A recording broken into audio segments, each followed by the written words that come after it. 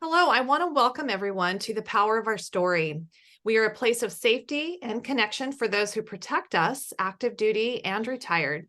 And we do this through sharing stories in a healing and judgment-free zone. If anybody wants to join us, you can just go to our website, www.thepowerofourstory.com, and just reach out and we'll give you the links and get you on our list. So today we are thrilled to welcome Dave Sanderson on The Power of Our Story. And just to give you a little background on Dave, on January 15th, 2009, Dave was one of the last passengers off the plane that crashed in the Hudson River, best known as the Miracle on the Hudson, considered the most successful ditching in aviation history. He is an author and contributing author of 3 internationally best-selling books, including Moments Matter, Brace for Impact, One Habit for Success, SmartFem Summit Special Edition, and From Turmoil to Triumph. So Dave, I want to welcome you. Thank you. Can't wait to hear your story and have a conversation afterward.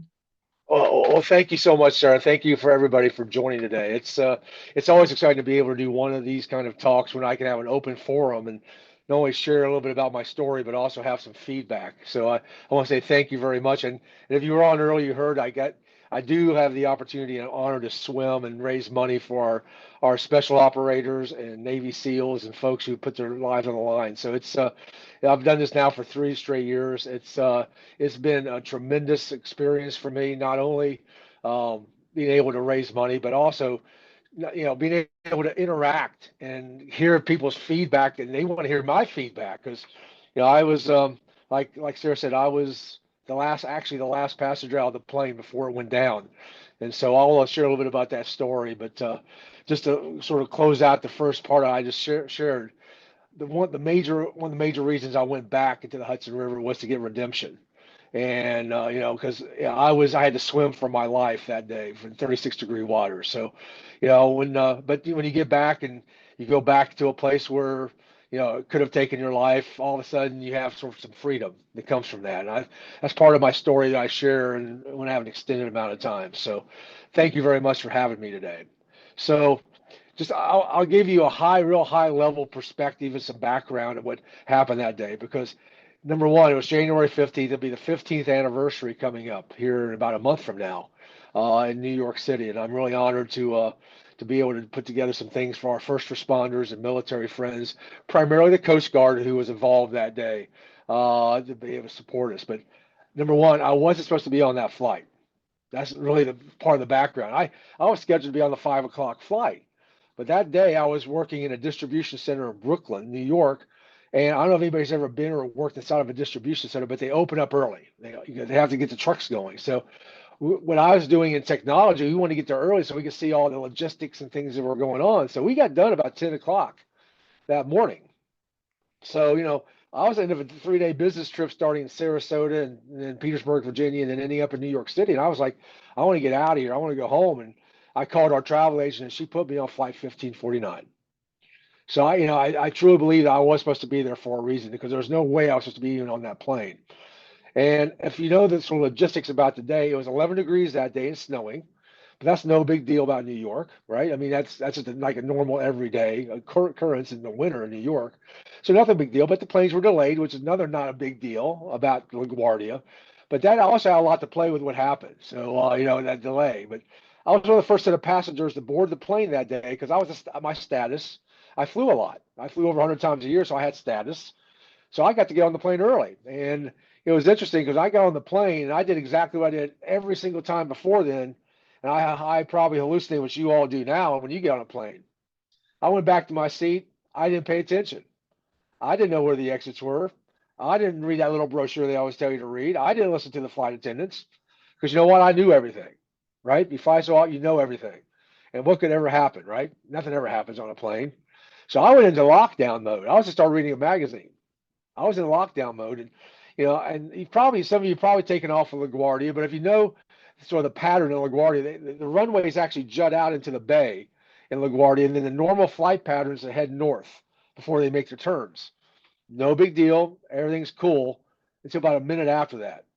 About a minute into the flights when I heard an explosion. And that's what got my attention because I'd never heard an explosion on a plane. And when I looked out the window, because I was in seat 15A on flight 1549, January 15th, FYI, the number 15 follows me this entire time. I saw fire coming out from beneath the left wing. So I knew something had happened on the plane, but I fly a lot. I knew planes have multiple engines. So I really didn't think much about it at that moment. But I tell people, I think that's where God's grace entered on that plane for the first second, because no one, the crew and the passenger, didn't know at that exact second what happened on the left side of the plane where I was at also happened on the right side of the plane. And I tell people, I believe anywhere to cross-reference to say, hey, what did you see? What did you hear? There could have been a lot of panic. And when people panic, people lose their heads. When people lose their heads, they start making some bad decisions. But what really is one of the amazing things, you can talk to any passenger on that plane, they'll tell you the same thing. It was so quiet you could hear a pin drop. So nobody was out of sorts. Because, I was banking. I thought we were going back to the airport. But as we started banking, I looked out my window. I saw something I'd never seen. I saw the skyline of Manhattan was right here. It was right up, right, maybe 100 feet, 200 feet from our. Like, whoa, never seen that before. And I looked out the plane a little further, and I see this bridge coming up. I'd never seen a bridge before like that. And so as we started crossing over the bridge, when I heard the only words I heard the entire time on this flight, "This is your captain, brace for impact." And that's when I knew something serious was happening, because I don't know if anybody here knows anything about the George Washington Bridge in New York. The bridge is 600 feet up. The plane was at 1,000 feet and descending at that second. So we only cleared the bridge by roughly 400 feet. So as we were crossing over the bridge, I looked out the window and you could actually see people's faces looking up at us. That's how close we were. And immediately what I did is I prayed. I prayed, number one, whoever that dude is, man, up front, just get me down. Let's get this thing down. Second, I prayed the last person I spoke with, who was my client in Brooklyn, to call my wife to tell her I loved her. And the third thing is I prayed to God to forgive my sins. I know anything between me and God at this point. When you're going down, I want to go up, and it's not looking good. And then I put my head down. And people always ask the question to me. I mean, it's like, what's that last moment like? You're roughly 60 seconds from potentially dying, and you know it, and you can't do anything about it. What's that moment like? And I tell people what I remember from that moment is I heard some people making phone calls. I heard some people texting. But for me, I saw the movie of my life sort of run through my mind. I saw things from my past, me playing Little League Baseball, and when I met my wife and the birth of my kids. All these defining moments were just like a flashing in my brain. And I tell people that was the longest 60 seconds. Because I think your life, right before you, this is my belief, right before you pass away, I think your life does come before your eyes. You know exactly why you were here. I think it's just it's an amazing experience to see what your life is really made up of. But then you put your head down, and all of a sudden, 60 seconds later, you're crashing. And fortunately for us, he hit it perfectly, because he estimates he hit at roughly 110, 120 miles an hour, which is a hard hit. And it jarred me back and forth a couple of times. And I looked up and looked out the window, and I saw light out my window. So I knew I had a shot, and I knew I was alive, but now we got another problem. Water's coming into plane so quickly. Because I don't know if you've seen the video of the plane crashing, but it hit backside first and then down. Well, the backside where I was in seat 15, I was towards the back, broke the back of the plane off. And water started coming in immediately. So where I was at, the water was about ankle to knee deep immediately. So now you got another issue. You got 36-degree water rushing inside the plane, and you got to get out. Now, I tell people when I grew up, I played athletics and sports. And every time I played a sport, one of the things we always did, the coaches did, was you had a game plan. I mean, you went into a game with, this is what we're going to do. So while we were going down, I said, if I survive this thing, I better have a game plan. And my game plan was aisle up out. I just kept saying in my head, aisle up out, aisle up out, aisle up out. Because if I did get that chance, I better know what I'm going to do. So I was there, things were moving quickly. I tell the term I used that night with Katie Couric on CBS it was controlled chaos. Things were moving extremely fast, but no one was losing their heads. There was no pushing out of the way, nothing like that. But things were going very quick, because now you got water rushing into this plane, and you got to get out. And I got to the aisle, like my game plan was aisle up out. But since something happened that changed not only that second, but probably the entire direction not only that day, but my life. I heard my mom start talking to me in my head as soon as I hit that aisle. And when my mom passed away in 1997, but there was something she would tell me when I was a child as I started hearing in the back of my head, and it was, if you do the right thing, God will take care of you. And I grew up in a small town outside Cincinnati, Ohio, where everybody knew everybody and everybody took care of everybody. I wish it was that way these days, but back then, everybody had everybody's back. So instead of going out of the plane, I started climbing over the seats towards the back of the plane, see if anybody needed help. And I got to the back of the plane, and people were moving pretty well. Things were moving. And in the back of the plane, water was about chest level deep. And like I mentioned, the plane hit the backside, so when on that impact, a lot of those bins had broken open, and then now you got luggage just floating in the water. And you got to remember, this is late afternoon, New York, winter, so it's dark. You're just trying to get out of a dark plane with a lot of water. So you're sort of feeling your way out. And the first light that I saw on my right side was at 10F, at the exit door, like, I'm out of here. And I started to get out. But I looked out, and it was an amazing sight. I said, there was no room on that wing or the boat for me. It was already filled up. But people were already being rescued. And that was one of the things that stays with me to this day is just a couple minutes after a plane crash, you have someone there already there to service and be there of service for you.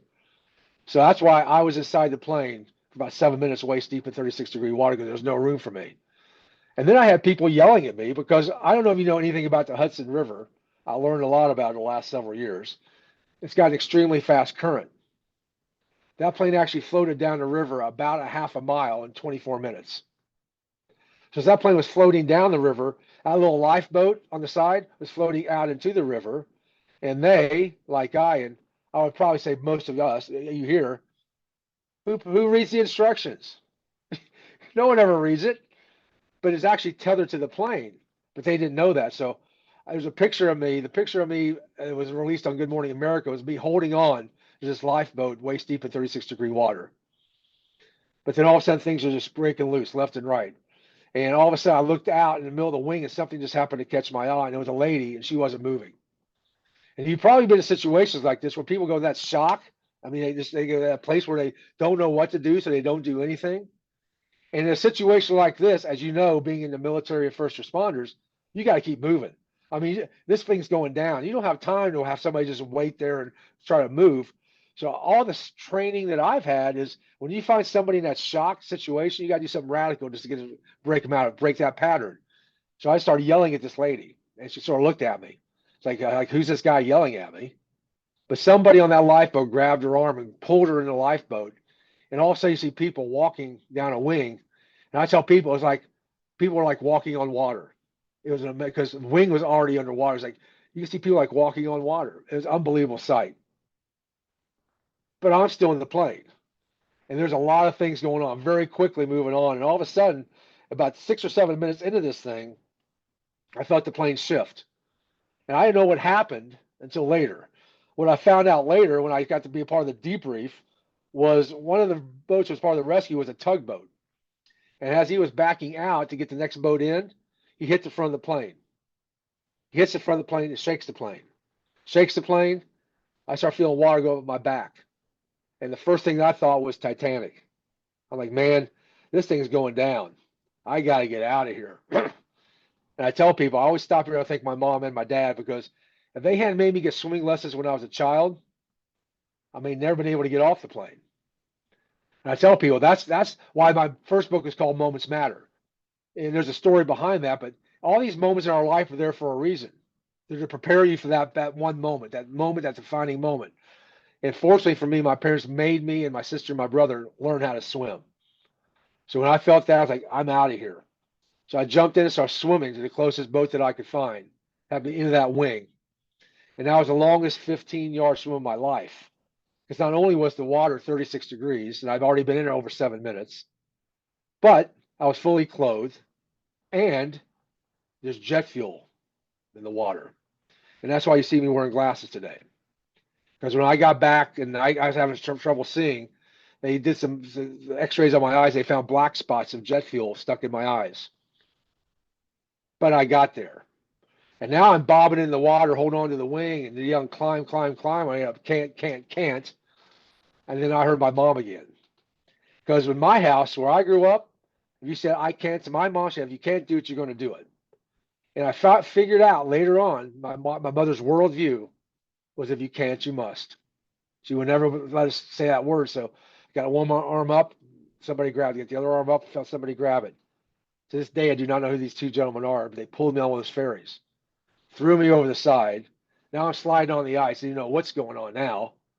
And all of a sudden, you get up. And I got up, and I'm like, I made it. I made it. But I didn't, because that was my moment. And as you probably tell, that's why I really appreciate Sara having me on with you today.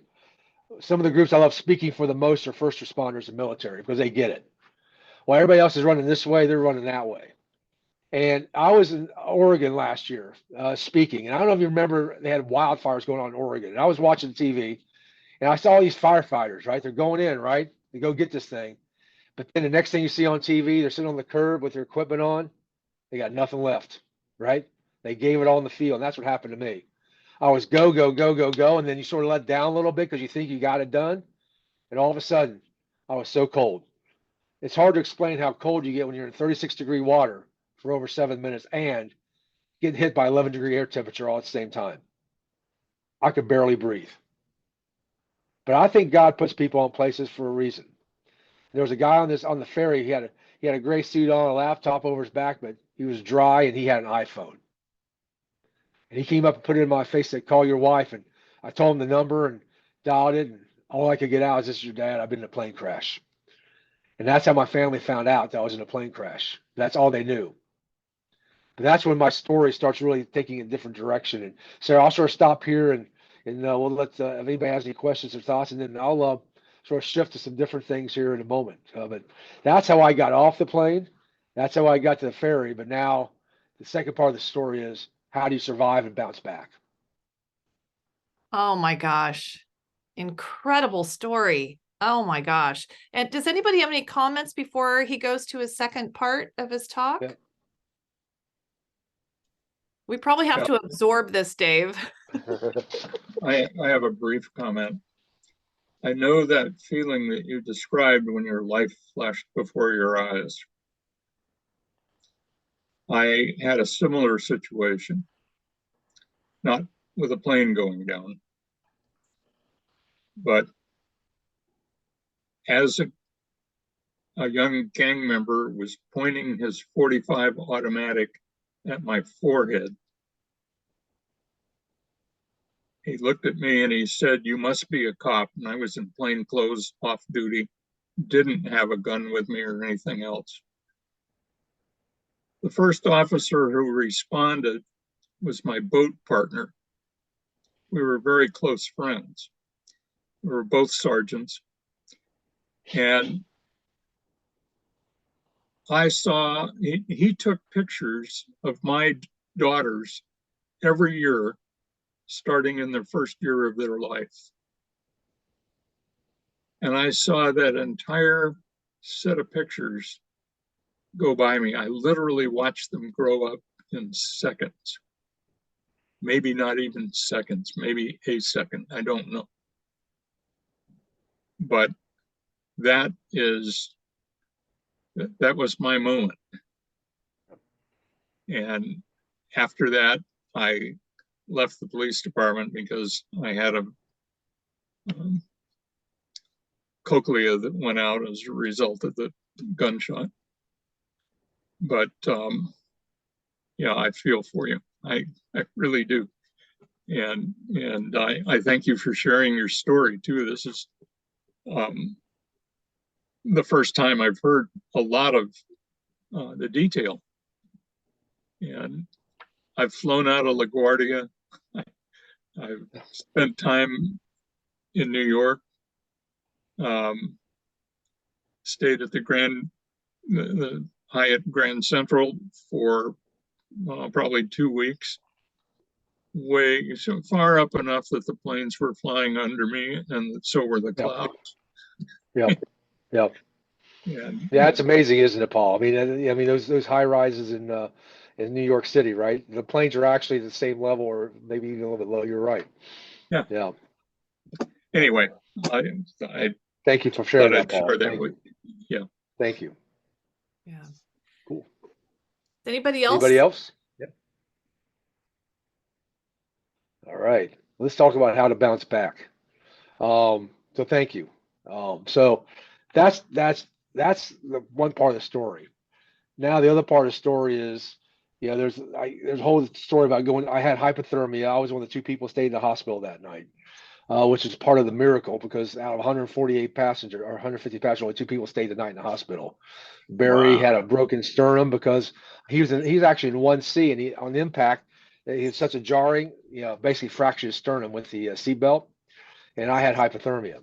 But when I get back, now I'm going to transition because this is where, it's one of the things I talk about a lot when I go out and speak and work with people, work with organizations. Is the most often asked question I get right now is this: how'd you get back on a plane after you went through a plane crash?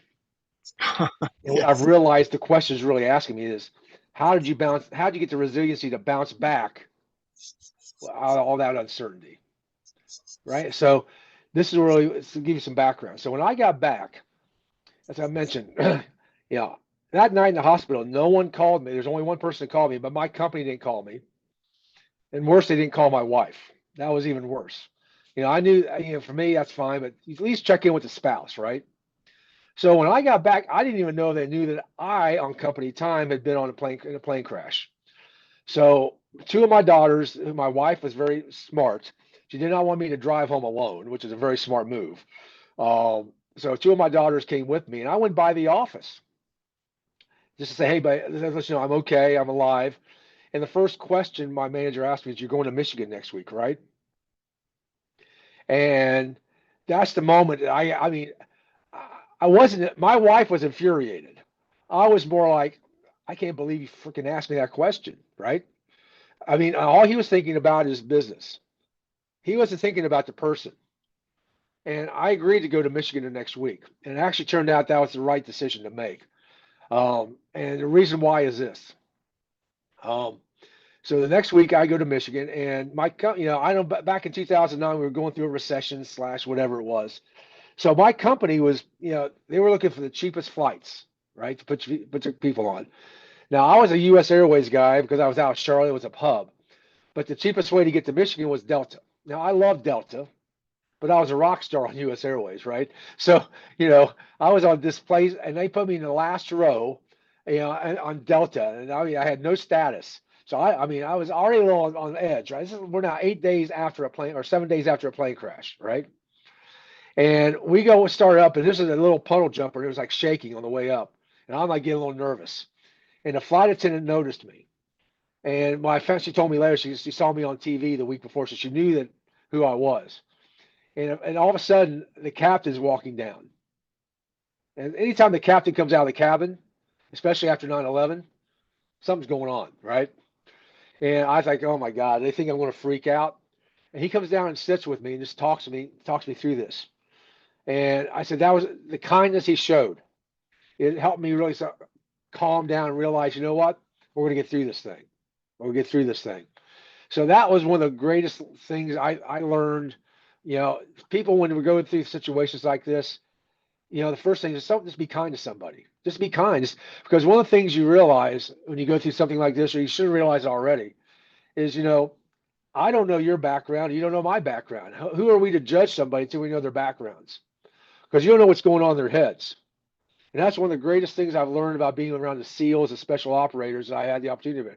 Because I've heard these stories. They hear my story. And also I hear, no wonder I understand where they're coming from now, right?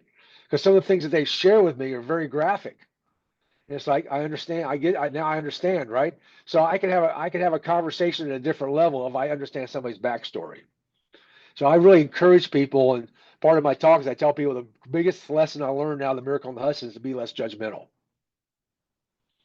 And I'd say I was probably judgmental, probably too judgmental. But then all of a sudden, what happened was I was in the green room in Good Morning America with passengers and the crew, and one of the passengers started getting emotional, just started going off.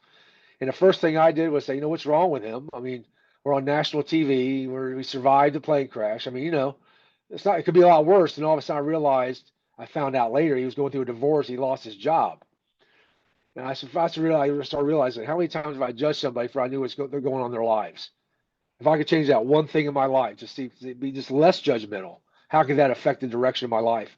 And that's what's opened up my entire direction of my life. That one thought process. Just, you know what? I'm not going to judge you. I don't know if you're black, white, purple. I don't care, right? Once I get to know you, because I really believe what Martin Luther King said was correct. Judge people by the content of their character. And, I wish I would have listened to that in 1968. But sometimes, you just don't have to work through it. You have to hear it from a different angle, right? And that's what my book From Turmoil to Triumph's about. Because my backstory, just to give you a little perspective of me, in 1983, when I graduated from college, my dad gave me 30 days to be out of the house. I had to get a job, get out of the house. And in 30 days, I did not have a job. But I tell people, one of the greatest things about my dad is he's a man of his word. Yeah, so he helped me get my first job to get me out of the house. And that first job was called a restaurant manager at a place called Howard Johnson. Now, I don't know if y'all are old enough to remember Howard Johnson's. I'm sure some of y'all are here. But, I didn't know anything about restaurants and hotels. But you know what? I was out of the house. And my third stop was right here in Charlotte, North Carolina. And if you're this new man on the block, you're not working 9 to 5. You're working second shift and graveyard. So that's what I was doing out of college. But that turned out to be the gift. Because there was a gentleman, his wife would come into the restaurant every night. He was 77. She was 74. His name was Bill. Her name was Bonnie.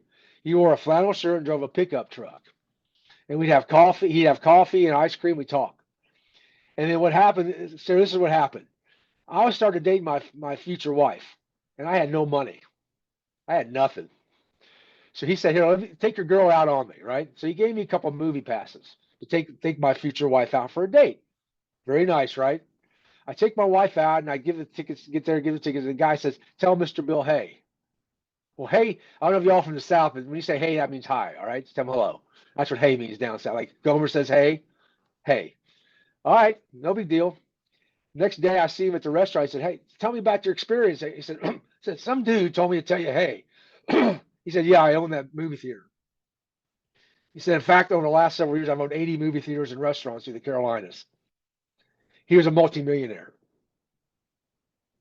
And so he's like the Sam Walton guy, right? You never know who he is, but he's a man of wealth. So fast forward to December 24th, 1984. He rolls into the restaurant about 4 o'clock in the afternoon on Christmas Eve. He said, I want to show you what I got Bonnie for Christmas. And it was a brand new blue Corvette. Now, I'd never seen a Corvette. I couldn't spell Corvette. I never smelled a Corvette. But it was the coolest thing I ever seen, right? He threw me the key, said, here, let's take a ride. So we go up and down Woodlawn Road here in Charlotte. I get back, give him the key, said, Bill, Bonnie's going to really dig this. He goes, you need one of these. I said, Bill, I'm making $13,000 a year. I can barely afford my rent. He says, that's your problem. He says, that's your mind. He said, let me show you how to be successful. For 13 years, he mentored me. I mean, he did things for me. I mean, he had his kitchen cabinet of people who's who of Charlotte. He let me sit there and listen to how these guys talked, right? How to get in their heads. Fast forward to May of 1997. He calls me to his office. And he said, I want to share a couple things with you, Dave. He says, number one, I got lung cancer. Now, Bill smoked unfiltered Camel since the 20s. So it wasn't a shock. But, lung cancer, you get lung cancer stage 3, it's not good. But then he goes over to his desk. He pulls all these papers out. He comes and sits right here and puts them on my lap. He says, I want to give this to you. I said, what is it? He goes, these are the handwritten notes I wrote down in 1929 about how I was going to be successful. I want to give this to you. But you got to promise me one thing. I said, what? He goes, do not let it die with you. And he passed away in September of that year. So I've got these notes. I got all this. And what do I do with it? Nothing. It's about 15, 16 years later. And I'm writing my book, Moments Matter. And I open my credenza up and I find these notes. And at first I'm like, what? Man, I can't believe this. How stupid am I, right? I've had all this gold. But more importantly, like I told you, my dad told me, the thing you have in your life is your word. I haven't lived up to that word. I had a promise I made. So I was sitting in this chair where I'm sitting right now, and my wife calls me when I get these notes. I'm like freaking out. She calls me. She goes, listen, we got the ladies down the street are having a hard time getting their TV on. It's not working. Can you get out and help them? I said, no problem. I grew up in a small town where you helped your neighbors, especially if they're elderly, right? So I go down and get your TVs on, and there's no big deal. They say, will you stay for milk and cookies? I said, I love milk and cookies, right? Who doesn't like milk and cookies, right? Especially for a couple old ladies who could probably bake, right? I'm all in, right? Now, down south, we have this thing called a parlor. I don't know if y'all have those in San Diego or anywhere else. We got parlors down south. It's basically a sitting room, right? And I'm in their parlor waiting, and they got this little table out there with all these books. I'm reading through these books. These World War II books. I love history. And I see that. I've never seen these books before. So they come back in with milk and cookies and say, hey, where'd you get these? I've never seen these. He goes, we're in there. I said, what do you mean? He goes, they rolled up their sleeve and showed me the numbers and letters down their arm. I'm shocked. These ladies survived a concentration camp. So for the next 2 hours, they told me how they did it. Told me what they had to do to survive a concentration camp. And that's the moment I realized this would all start coming together. That's why the book's called Moments Matter, because what they told me is how they survived, because all the rest of their family died. And her mother made them promise them that they would never separate the rest of their life. They had to stay together because family's the only thing you got. That's why they never got married. The reason I named the book Moments Matter is because what they really share with me is what I just share with you. All these moments in our life are there to prepare us, are there for a reason. You might think you just gloss over them for a reason and they're just there. No, they're there to prepare you for something bigger than yourself. And that's how I help people turn this thing around. I did my TED Talk. It's called Bouncing Back Post-Traumatic Growth. And I did this TED Talk because what happened, I had AARP magazine that wanted to interview me. And I said, why would you want to interview me? This is a magazine for old people, right? What am I going to teach somebody old? They said, listen, there are 2 universities doing a study on you, but how you bounced back and how you grew from a traumatic life of liver. So many other people went to PTSD or even worse. Tell us how you did this. So I shared how I did it. And all of a sudden it got picked up on a TED Talk. And all of a sudden, I'm sharing the strategies on how you can bounce back and how to turn this thing around, even through the challenges that you may have in life. And that's my mission now, how I can help people. This is why I'm so close to first responders and the military, because you've gone through things. I understand now at a deeper level, even more than 4 years ago. I didn't understand the deeper level. I understand a deeper level now. So now this is why I do what I do, and that's the reason I went back in the Hudson River. Because when Suzanne, my wingman, my captain, her call sign Zeta, called me and said, would you swim with me? First I didn't know whether I was going to do it or not. I said, yeah, I'll do it. I talked to my scuba guy. Scuba is my SEAL sponsor guy. But, I hadn't swam for 40 years. She said, I'm going to be with you the whole time. I'm your wingman. I'll stay with you the whole time. And Mandy probably knows this because she's been there. On the third leg of that swim, first leg is you go from New Jersey to the Statue of Liberty, which is pretty rough. Second leg is from the Statue of Liberty to Ellis Island. A little bit easier because the currents are going with you. Third leg is from Ellis Island to New York City, which is rough because you're going exactly against the currents. I mean, it's a real challenge. But about 500 meters out from New York City, we're almost there, right? And all of a sudden, I'm swimming. I look to my left. I see where the plane crashes, right? Maybe a couple hundred yards down. And I start bobbing up and down. And it's not good to bob up and down in 70 feet water. I'm telling you right now, it's not good, right? You need to keep moving. And Suzanne's like, are you okay? I'm like, I love you, Suzanne. And she said, I love you back. And that's the moment I realized this whole thing is about gratitude. How many people have to get you to where you're at? What is gratitude? Gratitude is giving thanks to something bigger than yourself. And my belief system is this: the more gratitude you give, the more grace that you get. The more grace that you get, the more opportunity you have to serve at a higher level and do what you're here supposed to do. And that's why I do. And that's what came out of the Miracle on the Hudson. All these lessons. That's why my next book's coming out next month called The Limitless Life. Because I really believe life is limitless if you have the mindset, and believe that it can be limitless. Because it all starts with your belief system and mindset. And this is what I do. And this is how I help people. And this is why I do what I do. Is fulfill that promise I made and help people, not only first responders and military, but people who are struggling, who may not realize the opportunities they really do have. Because my whole belief is this: you can create an opportunity out of whatever certainty you have, but it starts right here. It starts with the mindset, and that's what I've been able to do and how I help people. That was fantastic. That was so encouraging, Dave. You are very inspiring. What I'm hearing is you took a very, just such a scary event and just grew in your love and your kindness and your desire to really serve other people. And all the nuggets that you shared are so inspiring. This is so refreshing. And I just want to thank you so much for taking the time and sharing your story. Thank you. I'm just honored to be able to do it. But thank you so much, Sarah, for opening up this opportunity, because, we're in the Christmas season right now, right? And or holiday season, whatever you believe. All right. I know it's Hanukkah the other day, so holiday season.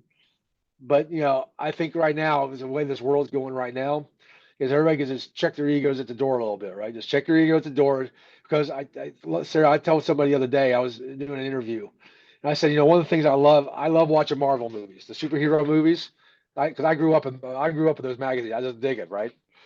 But I said that one movie. Has anybody here seen the movie Doctor Strange?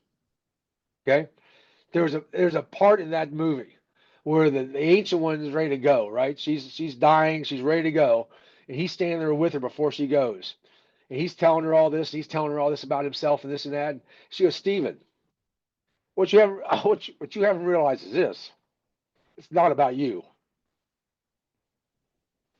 and that's the big picture. If you can say it's not about you, watch what happens and how's your life changed in a different direction. Just check your ego at the door. This whole thing's not about you. It's about a bigger mission that we're all on right now. So that's what, if you have any questions, thoughts, comments, and or ideas, I don't have my non-disclosure with the movie. Sully is no longer intact. I can say whatever I want now. So I'm not worried about Clint Eastwood coming after me anymore. So, we all decide, by the way, we all had to sign non-disclosures if we got in the movie, and we're all worried if we're going to talk, right? So, I mean, I think all of us were like, don't say nothing, right? So, but that non-disclosure is now gone. So whatever you have, if you have any questions, I'd be love to answer any questions, Sarah, you may have. Very good. Well, let's open it up then. Yeah. Oh, good. Mandy. I always have to talk. Yeah. It's Love what it. but Dave, I've met you. I've been in your company. I know about you, but hearing you speak the whole story just really went to my heart for many reasons. I love the point about that everything that in your life leads to just maybe one moment. Yep. And I just I love that thought process, and it's very true. And I'm like just looking at my own life, that so many of those things in your life contributed to one moment and then maybe to another after that moment. And I just appreciate you bringing that to light. And I have not read your book, unfortunately, because I'm lazy. I'm not a reader, but I am getting your book because Are you you live in New York or New Jersey? yeah, I just saw Bill last week, actually. Okay. I'm in Okay. Jersey. Well, let's connect, because I've mentioned this. I'm putting on an event on January 15th for all the first responders from New York and New Jersey to commemorate and celebrate that day. So, and right now we're in, I don't know, you probably know Johnny Walker. Yeah, of course. Johnny is helping us put together this at the 9/11 Museum. Wonderful. So, it'll be very nice. So, just ping me, DM me, and we'll see if we'll make that happen there. But I appreciate you saying that, Manny. I tell you the moment that came to me, exactly the moment that came to me. Because it reminded me of a time when I was 12 years old, when I was in Boy Scouts, and I was going for a thing called the Order of the Arrow, and it's a camping and orienteering award, and it's like Survivor on steroids. You're going very quick, but one of the things we had to do all these different activities, and one of the activities we had to do it was in Delaware, Ohio. We had to get across a river to get to the next activity. And you could walk down. We could have walked down the bank and crossed over the bridge, but we were 12 and we jumped in the river, just swam across the river to get there quicker. And I started thinking, it's like, was that the moment, right, that gave me the certainty to do what I had to do to jump in the river and swim? I said, that obviously, that's why I realized all these moments, right? there's a moment in your life that happened maybe 30, 40 years ago that was there for a reason. One defining moment that you had to use what you learned at that exact second. And if you remember it, it'll come right back to you, right? And all of a sudden give you the certainty to do what you had to do to survive or help somebody else survive. I So thank you, love man. that. I love that. Thank you so much for that. I'm great. I have gratitude today now moving forward, because that will be in my thought process, and I'm going to be thinking about that. So thank you so much, Dave. And I will be Thank out you, Mandy. with you. Thank you. Thank you. Thanks, Mandy. Yeah, I love that also, just the focus on gratitude and those defining moments. I have a feeling just with who is on this call that everybody is going, oh yeah, oh yeah. And I think people are very aware of their own moments, and that's why there's so many stories that are shared. And so to hear you come in and share this very rich story is very exciting, and I think just empowers everybody even more. So Baya, let's go to you. Thank you, Dave. Thank you, Mandy. Thank you. Thank you. Wow, Dave. Thank you so much for sharing that. It's so inspiring, and I mean, there's a rush of energy in me, and also a lot of thought. I think what I'm hearing, the thing that I'm getting a lot, but the thing that I'm keeping in mind right now is those defining moments. I'm definitely going to read the book. Because the defining moment is all those people in your life that have told you things, that have been there, that that have been kind. It's really relational, those defining moments. Right. And so I see in the resiliency the relationships, and then the mindset and attitude of gratitude. Because there's a part that is you, is the mindset and attitude of gratitude creates so much resiliency. And I think the bigger picture of this resiliency that I'm hearing from you is it's not about me. It's so not about me. And so when you have those three, you can, I work a lot, so it helps me a lot with the work I'm doing, because it's always good to have those elements that help you understand resiliency. Why some people are resilient and why some people have difficulty. And you articulate it so amazingly in your story. So thank you so much. Well, thank you very much for those kind words, and I appreciate that, Dr. Baya. Dr. Baya. Baya is fine. Baya is fine. Okay. Thank you so much for giving me that. Thank you so much. That's great. Thanks, Baya. Cool. And then Paul.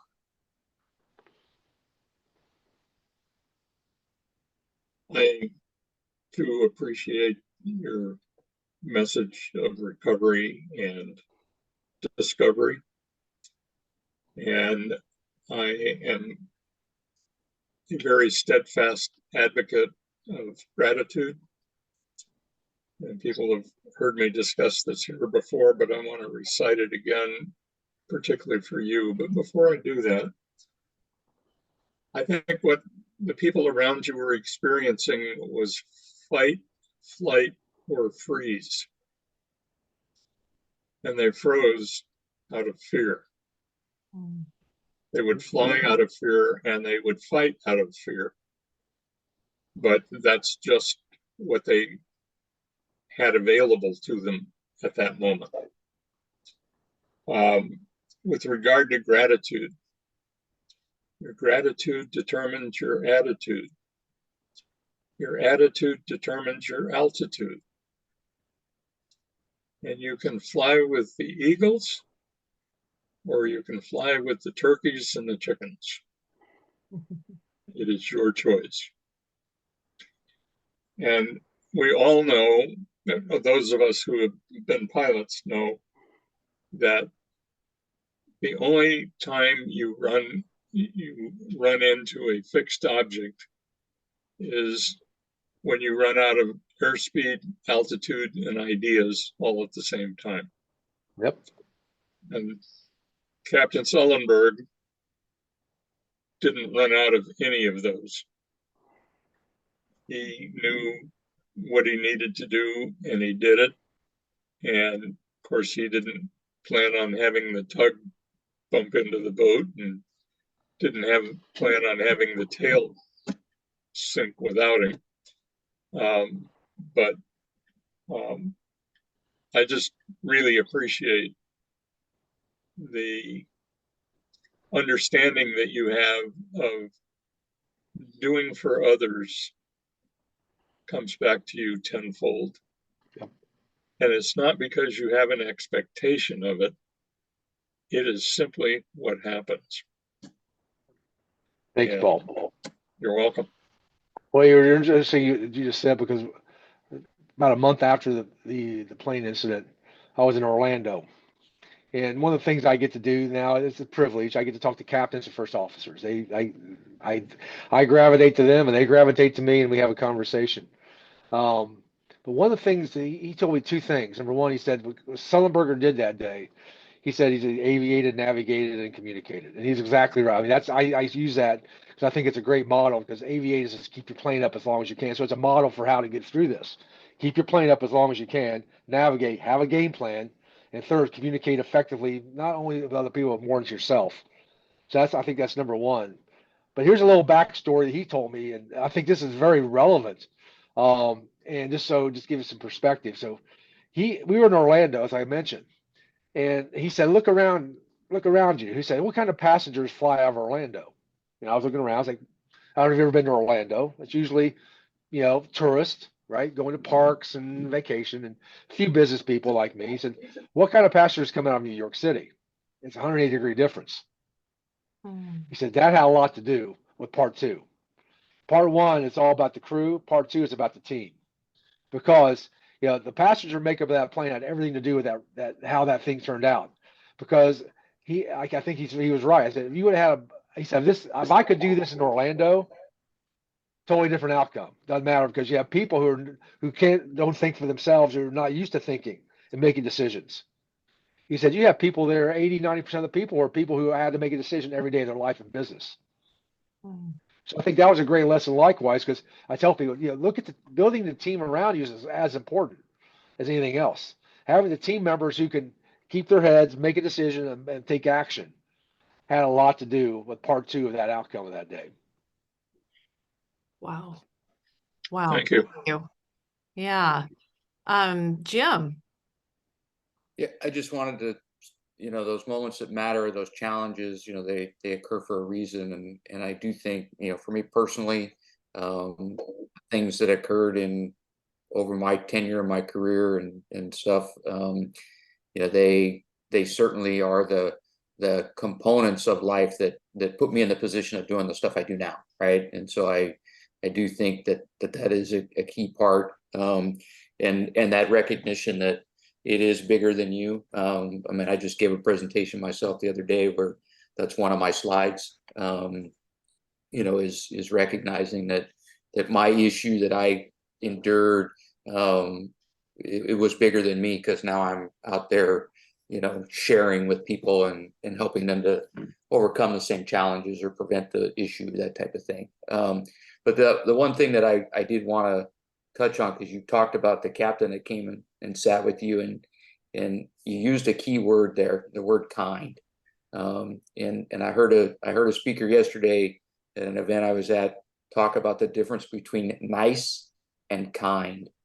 And kind, there's an emotional investment that goes along with it, and so there is a very distinct difference. And it was that pilot was exercising kind, by Yep. coming and spending the time and imparting some wisdom on you at that moment. So that was it. Yep. Thank you for that distinction, Jim. You're exactly right. And I think you're the first person ever picked up, or at least shared with me, that distinction, because you're exactly right.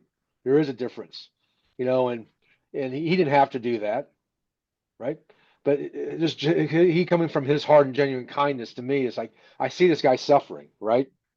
And I just gone through something major. I shouldn't have been back on a plane, but I did it because of my company. I ultimately left the company, FYI. I knew at that moment I had to get out of the company. But thank you for making that distinction, because I don't think anybody's I've ever talked to anybody's picked up on that distinction like you just did. Thank you. Yeah, that's great. What a wonderful thing that man did. that pilot. Yep. I mean, just how Yep. monumental that can be for people to do that, to have that kindness. So Yep. yeah, thank you. Jeremy. Dave, thank you. Thank you for your story. Thank you for taking the time to speak with us. That was amazing. Something that I noticed, there seemed to be a transformation that I saw between the story at the beginning towards the end, and that you saw God's divine order being put together. And I hear Romans 8:28, where God works all things together for good for those who love him and are called according to his purpose. I hear that when I hear you speak of that. Yep. Can you speak to maybe how that moment impacted your faith? Maybe speak a little bit about what was your faith beforehand. It seemed like you were a Christian, but in your last seconds, you were praying to get forgiveness. I think that's a basic instinct in a lot of people in those last moments. I know I did, and when I've been faced with those moments in the past. So, how did that transform your faith? Jeremy, you just hit on something I haven't talked about in 14 years. Okay. So here's the backstory, and I'm going to answer that question. So, my daughter, I had my second daughter at that point was playing varsity basketball. So, and she couldn't drive. So I was actually sitting in the parking lot waiting for her to pick her up in practice. My wife called me. She goes, "Listen, there's somebody from the Reader's Digest that wants to interview you." I said, "Really? Why?" I said, "I don't know." She goes, "Can you just call him back?" So I called this lady at the Reader's Digest. She goes, "We want to interview you because we want to understand how that question. How did God's grace or your spirituality change out of the situation?" So I said, "Okay." So they flew me to New York, and the article was done. I don't know if you ever remember Rick Warren. You ever know who Rick Warren is? Yes. Rick Warren's the one who interviewed me. And this is the discussion we had. And the article is called God's Hands Were All Over Us. Because I truly believe that happened for a reason and a purpose. And he had it there for a reason and purpose. And I'll answer your question in a second. Part of the reason I said that is, number one, look at what happened. You had a plane situation that happened in the busiest city at the busiest time, right? And he had cameras all over the place. And people remind me all the time, it's like, and if you're not old enough, forgive me, but when Kennedy was assassinated, right? People remember that moment, right? And people come to me, I remember exactly where I was at. Because one of the most, I think God was putting a message out there, going, you know what? Just remember, I'm here. I'm still here. I still control things. And let me show you what a miracle looks like. So I really think that's my general, perspective. But here's what really the background. So probably about 9 months after, I was invited to do the 9/11, I guess, service or presentation here in Charlotte. That's a big deal. It was dignitaries, right? Military, first responders. I mean, it was a big deal. And my minister had never heard me speak outside of the church. So I said, "Ken, why don't you come out with me and just be my support, be there and watch me speak?" So he came out and I did this talk in front of all this. Very emotional day, right? 9/11, Oh, yeah. very emotional. So we're walking back to the car, and Ken looks at me and says, "Don't let Dave." He goes, in the method, I'm a Methodist. He goes, in the Methodist faith, we believe there's only one baptism. It's like, I was listening to you today, and I was thinking, that day you went in the water one person, and you came out a different person. It was like you were almost rebaptized, and you had a mission. And I think that's what happened. I went into the water, right? All of a sudden, things just sort of opened up, in a different perspective, in a different light. Because, the passage I use is God, suffering produces endurance, endurance produces character, character produces hope, and hope does not disappoint us. And that's what I think happened that day. People had to suffer, right? There was some suffering, right? And all of a sudden, what comes out the other end? And the reason this story keeps going on is because of hope. People are looking for something positive, right? And this is positive. Out of all the crap that's going on in this world, there's one thing like this that still resonates with people. So thank you for bringing that up, Jeremy, because that was a very emotional day. But I think you really hit it in a different way. I never even heard. I wasn't even thinking that direction. But I think we all went in the water that day and came out. And I think here's a personal belief. So I think God opens pathways for all of us, and either you take the pathway or you don't take the pathway. And I had some passengers who were upset with me for doing this, and they chose not to take the pathway. I just tell them, God opened a pathway for me. I took it, right? You can make your own choices. I value what you want to do, but God opened his pathway up, and this is why I travel the world and do what I do, right? This is why I do it. But Jeremy, thank you for bringing that aspect out, because I hadn't talked about that in 14 years. Thank you. That was great. Thank you. Thank you. Thank you. Yeah, what a I saw great, another. Yeah. raised up to a new life Yeah. and giving people Yeah. so much hope, Dave. Thank Yeah. you. And then Barry. I like your haircut, Barry. I got it, man. Yeah, thanks, Dave. It's I did it in High and anticipation. tight, baby. High and tight. Yeah. Yeah, sorry, guys, I got on a bit late. Yeah. It's pretty early here in Australia. But Yeah. Yeah. Dave, you know, I like that concept of moments matter because my understanding over time has been when we attune to the moments, there's a song between the moments that's not visible that starts to speak to us. And that's the gift, I think, in what we hear. And then I think in our own personal moments, there's a song that begins to sing to us. And I'm wondering how, as you've aged and as, and this is kind of a personal question I look at as well, and as the sands in your time clock run out, how has your song between your moments changed as you've moved into the later stages of your life? Well, thank you for that question, Barry. Number one, what part of Australia? Because I was going to Australia 2 times a year. Yeah, I'm in Sydney.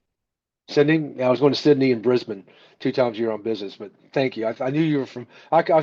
Sarah said she was talking to somebody from New Zealand and Australia. I said I don't know if he's from New Zealand or Australia. So I'm glad you said you're from Australia. Actually, I'm a Rhodesian, but I live in Australia. So wow, what a move. Yeah, Well, so yeah, I'm sure it was. So I would give you some perspective on which sort of some of the things that's changed for me. And it was a distinction that's really come to me a couple years ago. You know, I don't think I'm even halfway through my life yet. My goal is to live to 139 years old. And people say, well, there's no one ever done that. Well, yes, there have been some people who do it. And they say, well, how are you going to do it? I say, it doesn't matter how I do it. But if I have the mindset that I'm not even halfway through my life yet, I can live I basically I'm not even there yet, right? So it's allowed me to have the energy to be able to do what I do and go out because it's a different perspective. But as to answer your question is, I think the biggest perspective changes I think I mentioned earlier is I have to admit I was pretty judgmental. I mean, I grew up in the 60s, and I know some of you probably were here in the 60s. And when we watched TV in the 60s, there were 3 channels. On every channel, you had the Vietnam War, and like my dad would say, long-haired hippie freaks, right? And so, but my dad grew up in a different time, right? World War II. That's when my dad grew up. But I think being less judgmental is the biggest sort of mind-blowing perspective change that I had. Because, now, I try to relate to people and understand where they're coming from before I even have a conversation with them. So it allows me to come from a perspective of like, how can I serve and try to connect on that one point and serve in a different way? But before, I would say I was not that way. I was I was a top sales producer, right? I was the head of security for a guy named Tony Robbins. I was focused. I was an achiever. And all of a sudden I sort of changed the perspective. It's like, you know what? It's a bigger perspective than this. I think what Paul said, I forget if maybe Paul said it, is it does come back to you. One way or another, if you give, it comes back to you tenfold. Maybe might not be financially, maybe emotionally, maybe in relationships, but it always comes back if you just change that perspective. So thank you very much, Barry, for that question and insight, because yeah, that the sands of time. And like I said, I'm not even halfway through my life yet. So the sands of time are going, keep going, but I'm not even seeing that just yet. So thank you. Yeah, thanks a lot. Oh, wonderful golden nuggets. Love it. Yeah. And then Leo. Dave, I really appreciated your share. There's a certain quietness and calmness and peacefulness to your voice, to how you do things, and that's really I appreciate this room because it teaches me. I'm always with anger and rage all the time and fear. That's me. So hearing other people share helps me share. I wanted to make a comment about what happened to you on that plane. That stewardess, she recognized you. That's God. She told the pilot. The pilot came to you. That's God. when you get a chance, recall that conversation in your mind. Maybe you helped him unpack some of his stuff from a previous past. So there was two people with similar experiences in that moment helping each other. That was kind of cool. It's an honor to meet you, sir. Well, thank you, Leo, and thank you, and thank you for what you've done in the past, likewise, and thank you for sharing you from Canada. Because, like I said, I go to Canada 4 times a year. I'll be there next week, so I'll wave to you as I pass by. Okay.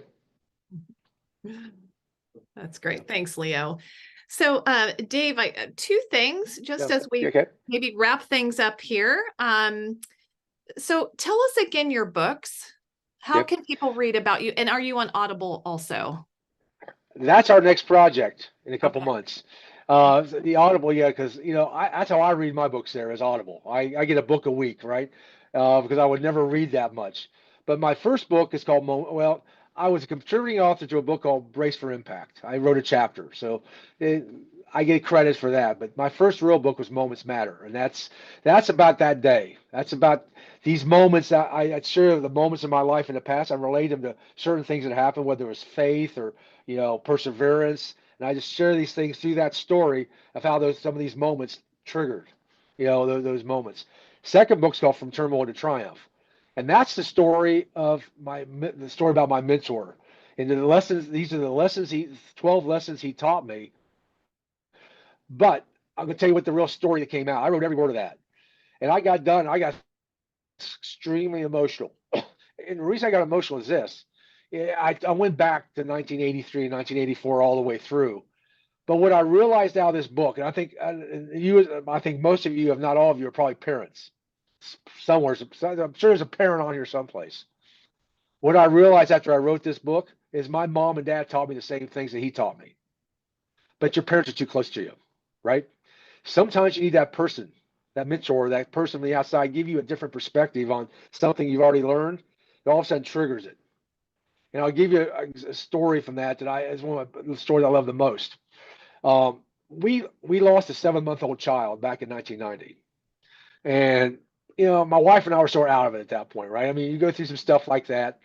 And Bill and I met at the restaurant, and he shared a story with me. He said, "You know what?" He goes, "I had a son, and my son was 18 in 1949." He said he basically signed up for the Army. He went to the Army because that's what you do, right? You served. And 1949 was sort of peacetime, right? It was right after World War II and before Korea, but all of a sudden Korea hits. And his son dies in Korea. And he told me, he said, at the time I was beating myself up a lot because he said, I had the resources to get him out of that. I could have paid, got him out of it. But I believe that everybody has a duty, right? That you have to do your duty. And that's why he was there. But he said, he also reminded me of something. And this goes back to something Jeremy just sort of said a moment ago. He said, you got to remember one thing, Dave. The same God who started this thing was with Jesus, was with my son, is with your son, right? There's a reason for all this. So if you keep that in perspective, right? When somebody like this, somebody close to you passes away, that it's a bigger thing going on, and there's a calling. He was called to serve his country, and he died. My son was 7 months old.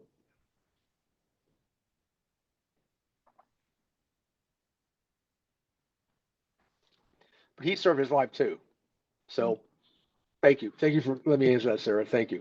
Next question. Beautiful, beautiful story. Thank you for sharing all that. Well, listen, Dave, what would you like us to walk away with? Yep. And Oh. I really, actually, if I can backtrack a little bit, Yep. I really appreciate you just sharing that. I really do, because I think a lot of us have to remember that there is a plan and there's a time. And when we can remember that it is in God's hands, that can take a lot of the anguish away. The what if, could have done this or whatever. But just how you just put that in God's hands. And there was a plan for that beautiful little 7-month-old life, a plan for your family, for this man's son. Thank you. Thank you for that. Thank you. Yeah. Well, One thing I like to share with you, Sarah, is I mentioned, and Mandy, I just sort of mentioned to Mandy, and I look forward to DMing with Mandy. I'm putting this event on in New York City to thank the first responders. And one of the things we're going to do is we're going to launch my third book. It's called The Limitless Life. And I just signed off on the final copy just right before we got on the phone here. So it's going to print here to Amazon probably this weekend to get it going.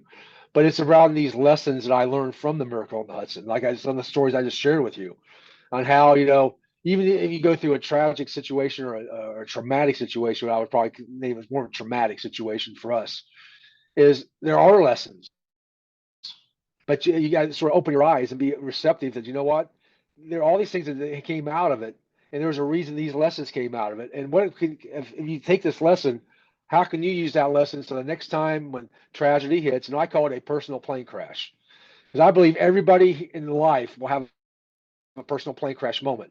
It may not be a literal plane crash, but like I told my kids one, I said, the Queen of England, had plane crashes, right? I mean, Diana dies and all her family's going different. Everybody's got a plane crash. No one gets by life without one. So there's some strategies on how you can really handle the plane crash when they come.